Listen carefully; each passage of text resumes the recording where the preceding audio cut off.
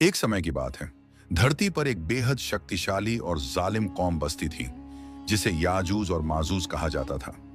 ये लोग संख्या में बहुत ज्यादा थे और कमजोर कौमों पर हमला कर उनकी जमीनों पर कब्जा कर लेते थे। हर तरफ तबाही, डर और फसाद फैला देते थे। अल्लाह ताला ने अपने नेक और आदिल बादशाह हजरत जुल्करनैन को हुक्म दिया कि वो याजूज माजूज की सरकशी को रोकें।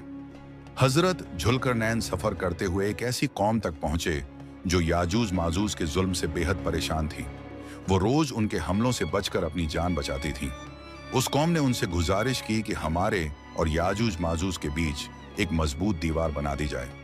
हजरत जुल्करनैन ने अल्लाह की हिदायत से लोहे के बड़े बड़े टुकड़े जमा किए, उन्हें आग में पिघलाया, उस पर पिघला हुआ तांबा डाला और दो पहाड़ों के बीच एक विशाल लोहा तांबा की दीवार खड़ी कर दी। यह दीवार इतनी मजबूत थी कि याजूज माजूज न इसे चढ़ सके और न इसमें कोई सुराख कर सके।